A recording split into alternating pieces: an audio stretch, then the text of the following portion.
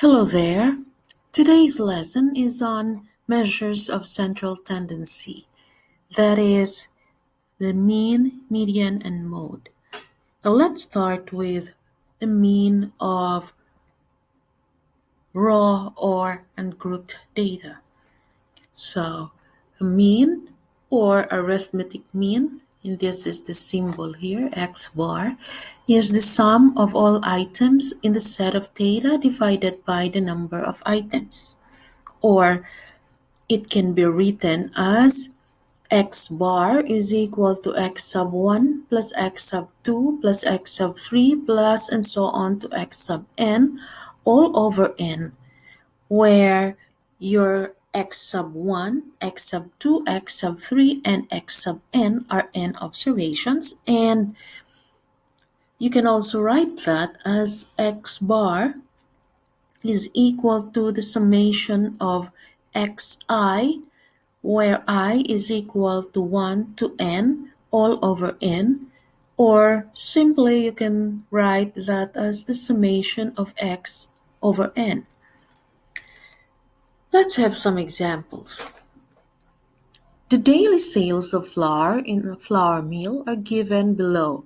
So you have a table here, okay? Days.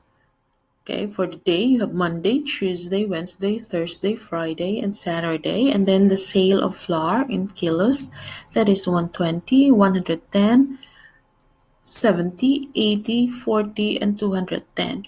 So you have here 6 observations. Therefore, your n is equal to 6. Then you have to determine the average daily sales of flour at the flour mill. When you say average, you are actually getting the mean. And how to do that?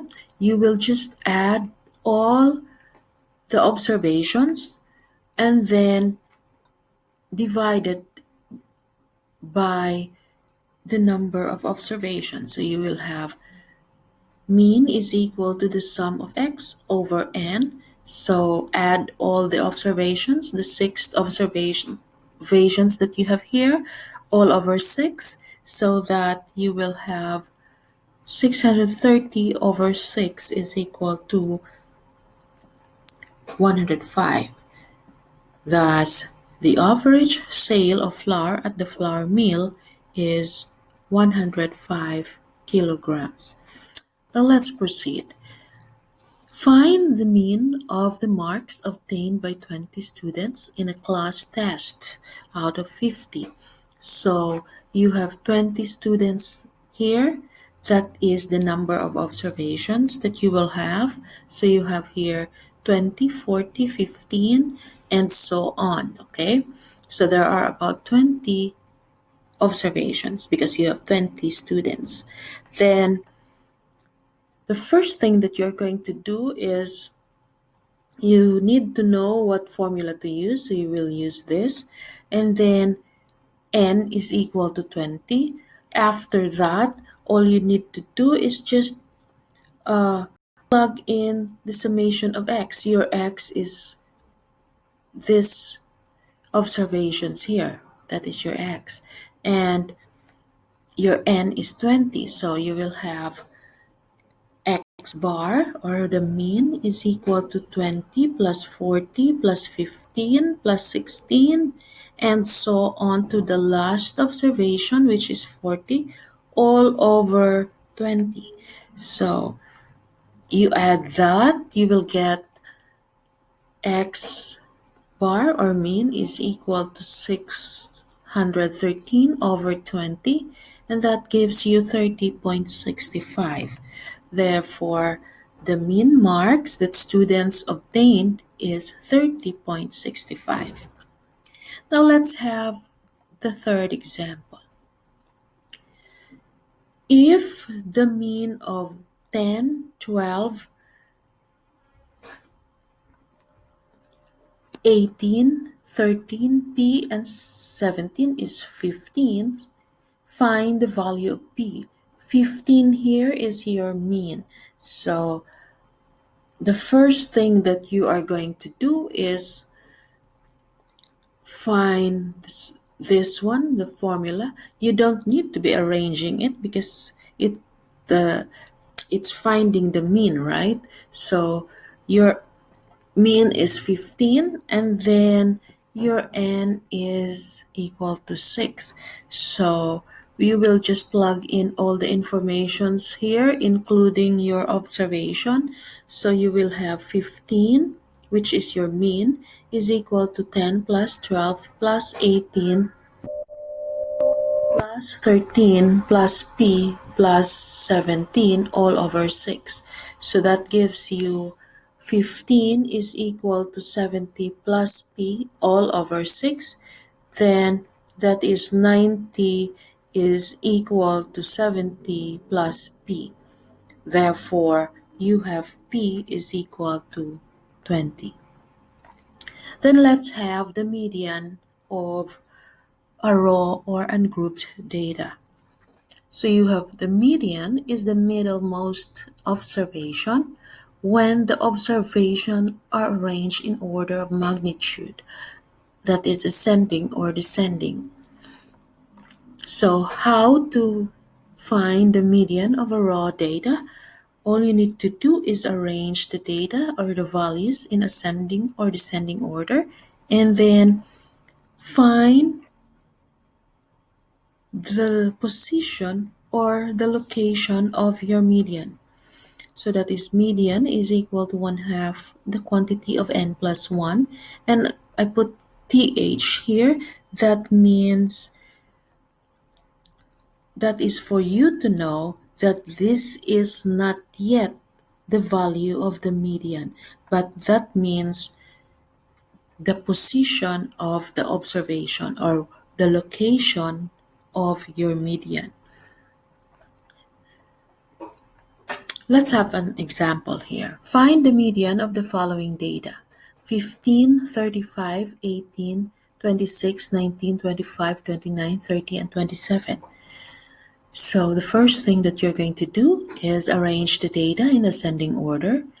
And then, so we have here 15, 18, 19, 20, 25, 26, 27, 29, and 35. Then you have n is equal to 9. If you count that, that is 9 observations. And then next is find the position of your median. So median is 1/2 of n plus 1. Your n is 9, so you will have 1/2 of 9 plus 1, and that is 10. That gives you 5, or it's the fifth observation. Now, let's go back to our data. So we have the fifth here is the 20, the observation here is 25, and that is the fifth observation. Therefore, your median is 25. Let's have another example. Find the median of the following data.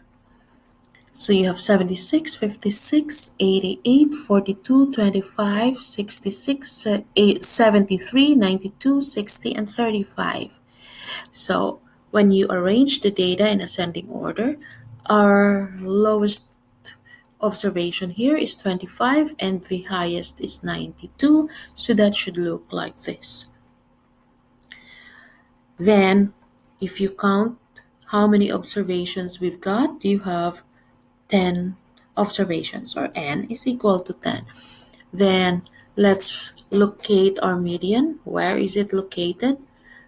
So you have median is equal to 1/2 n plus 1, and that is 10 plus 1, right? Because your n is 10, so 1/2 of 10 plus 1, that gives you 5.5.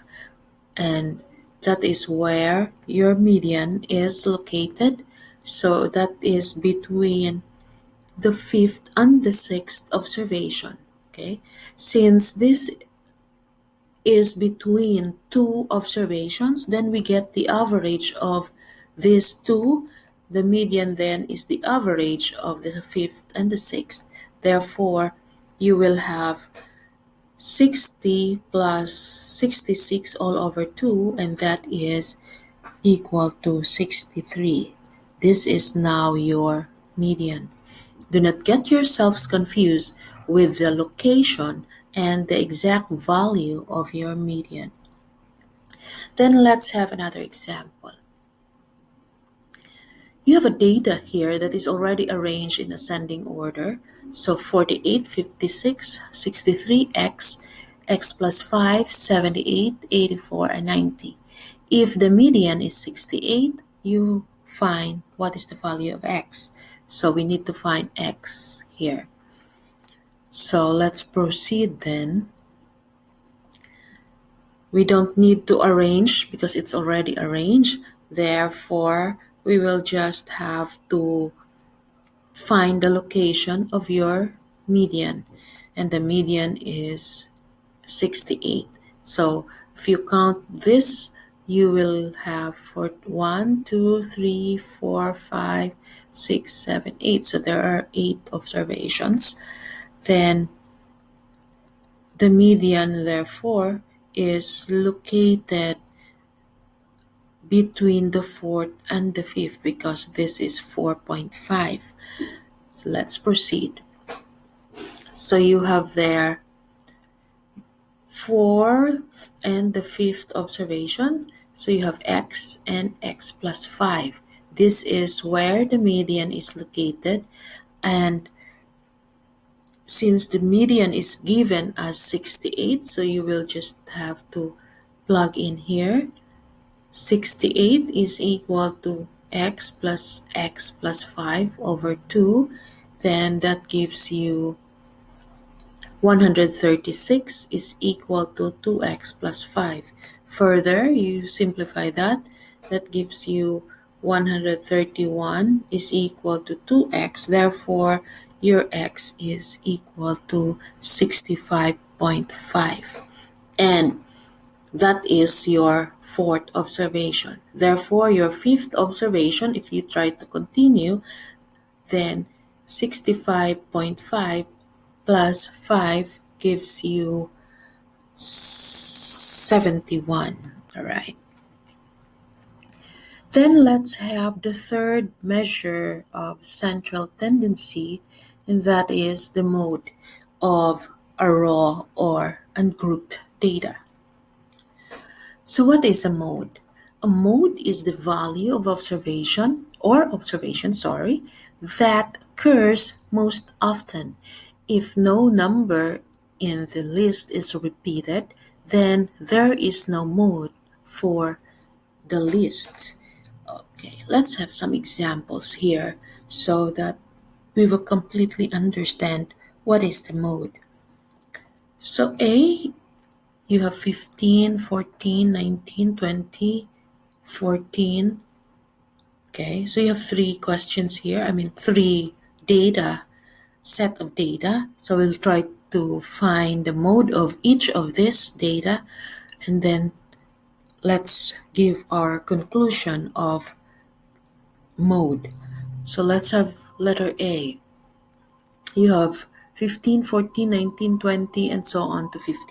So the best thing that you can do there is make a table for your x. These are your x means your observations. So you have here, and we'll just have it arranged so that you will not get confused. And then you have f here, which is your frequency. So 14, for 14, you have 1, 2, 3. So that's why we have 3 here. And then 15, you have 1, 2, 3, 4.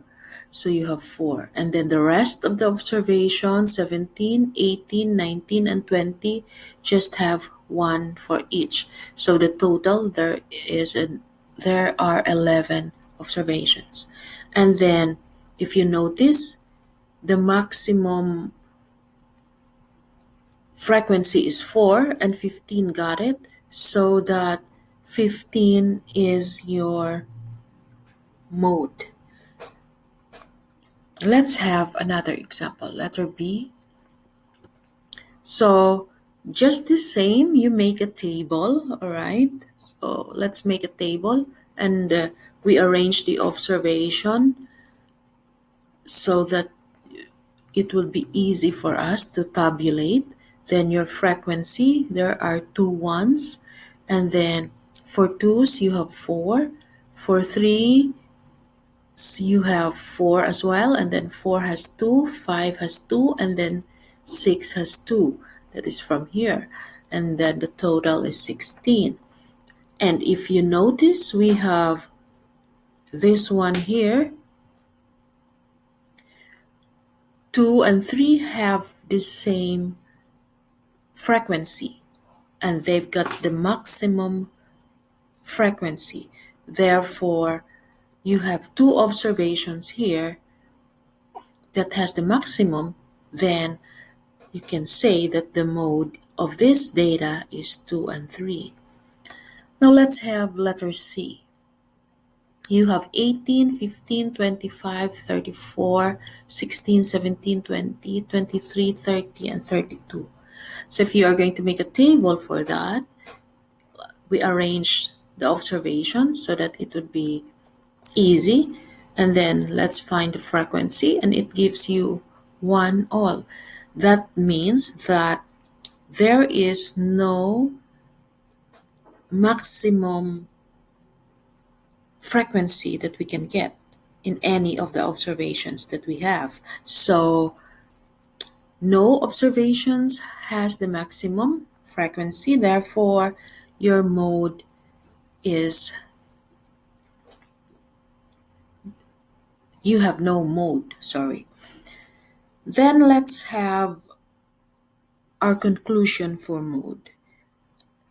A data can have one mode.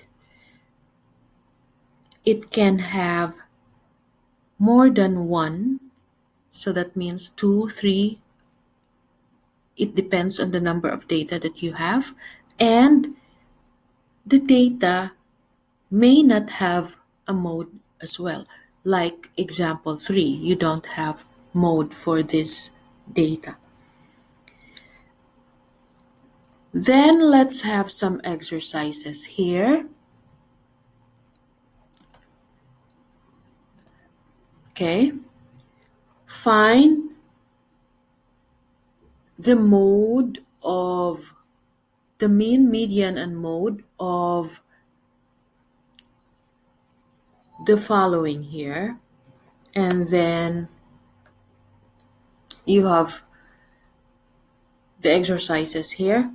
So you can write the answers to these questions in your notebook, and that will be collected just the same as the first and the second weeks.